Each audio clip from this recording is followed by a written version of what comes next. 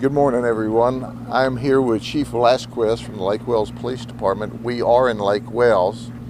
We responded to assist Lake Wales this morning as a result of a domestic event that went terribly bad.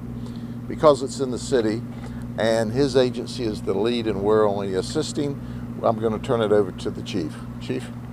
Thank you, Sheriff. Good morning. So we're here today on Lindsay Place in the Highland Point subdivision in the city of Lake Wales. What started out this morning as a domestic related situation has turned into a tragic scenario for a number of people involved. A number of people have been affected by this. At approximately 4:08 a.m. this morning, we received a call regarding a domestic disturbance. The domestic disturbance involved children, and the caller had wanted the police department to assist with removing the children from the residence.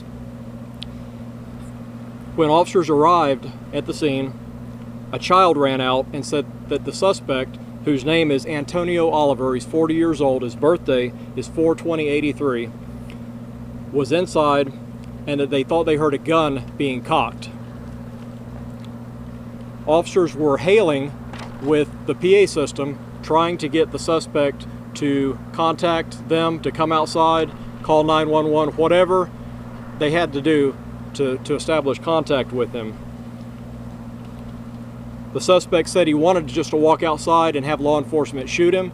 We said we did not want that. We said just cooperate, don't shoot anybody, nobody has to get hurt. We wanted this to end peacefully. At one point the suspect said not to shoot into the house. The reason he said that was because he was essentially using the children that were inside as a shield.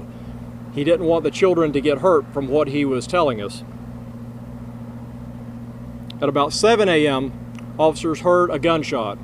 As soon as they heard the gunshot, the SWAT team made emergency entry into the house, and when they did, they found the suspect deceased right behind the front door. Right at the front door, he was laying deceased. As they cleared the rest of the house, they also found a 19-year-old male, which is the stepson, and he was also deceased in a back bedroom.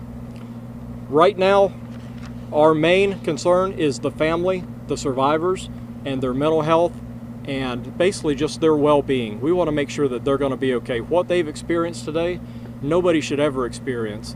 This was tragic.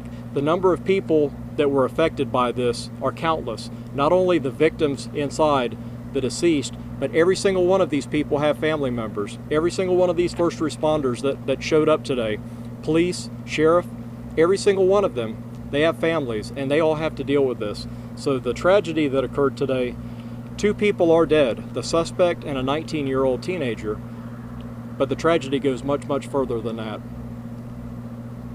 Any questions? To clarify, is your belief that the suspect killed the 19-year-old? That's our belief at this time. And the hostage situation was how long? About 3 hours or so? Approximately 3 hours. It was in that time frame. As soon as we arrived on scene, we began trying to communicate with the suspect, and that was our goal, was to get him to step out peacefully and for this entire incident to just resolve peacefully. We wanted to get everybody help that needed help. He was obviously going through some kind of a crisis in his mind, and he just chose the wrong way to handle this. You said there was a domestic disturbance involving children, which is what the initial call. Is there anything more you can describe about what that was? We really can't, and again, this is a very active investigation. It's going to evolve as we go through this throughout the day. This is going to be a long, drawn-out investigation. What we know is that a female had called and asked for us to help getting the children out. She said she just wanted to get the children out and just let it go, just be finished with it. Obviously, he had other plans and didn't cooperate with that. So how many people in total in the house? Like the mother, these children? So when we arrived at the scene, there was the suspect, there was a 19-year-old, and then there were 2 females, 2 children, females, 16 and 14 years of age. And the person that had called, she wasn't here about getting the children out? The person that called came back to the scene to meet with law enforcement and wanted us to help get the children out of the house and just go away and just let it go. Do we know when the 19-year-old was killed, how long he had been dead? We don't know. The only gunshot that we heard was and we were here immediately after the initial call. We got here very quickly. The only gunshot that we heard was when the suspect fired, and that was when he took his life.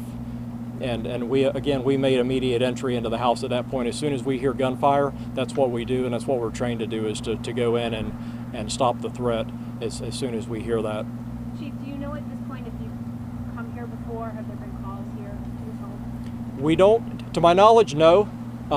There has been some, and again, as far as the suspect is concerned, I believe he does have some mild, light criminal history, nothing of significance. There has been, from what we're learning now, possibly some prior domestic violence between the suspect and the adult female, but none of that was ever reported to us at the time when it happened. We just learned of that today, that there had been some previous domestic violence, and those are things that we hear about quite often in domestic situations. We always hear that around holidays can be a very volatile time. I don't say Easter had anything to do with this per se, but does the fact that it was around a very, a holiday like this have anything to do with it, or could that have been any spark at all? We don't know the answer to that at this time. It's still very active, and this is going to evolve as we go. So everything that we can find out, we will, but it's going to take a lot of time and a lot of interviews. We have a lot of people that we have to deal with right now. All the children are unharmed. That's correct, except for the 19-year-old who's deceased. Sure. Whenever SWAT made an emergency entrance into the house, we obviously, as the chief said, found the man deceased at the front door and the 19-year-old, but we also found numerous firearms. We consider ourselves very, very lucky today. Had he wanted to have a gunfight, he could have created a war. We saw numerous long guns, semi-automatics. We saw handguns with 50 caliber drums attached to them. So he had a lot of firearms. And the initial information was he possibly shot over his wife in the vehicle a long time ago, a month or 2 or 3. However, she did not report that to law enforcement at all. They worked through that on their own, and subsequently she put the guns in the back of her car, according to early information we have. Now, when and how the guns got back out of the car and into the house, we don't know.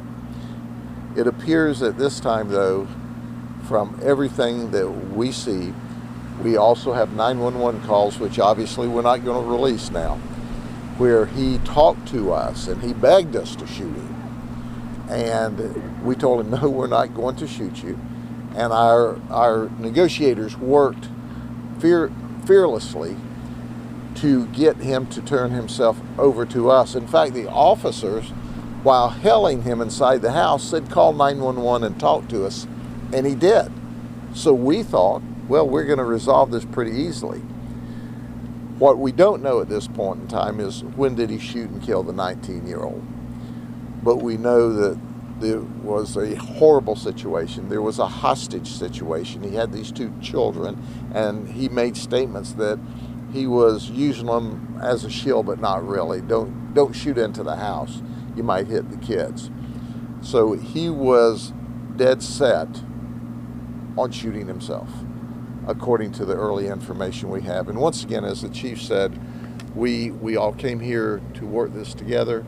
We were hoping for an appropriate resolution without anyone being injured, and we ended up with a murder-suicide. You don't know about motive or anything? Just domestic.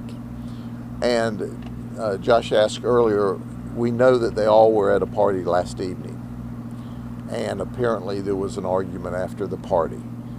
But once again, this is 4 o'clock on a Monday morning, long after the party ended, and we were here about 3 hours. But the police officers did a magnificent job containing and controlling the event. SWAT team was called. We had the negotiators here. We did everything possible to resolve this peacefully, and he resolved it with violence, a lot of violence.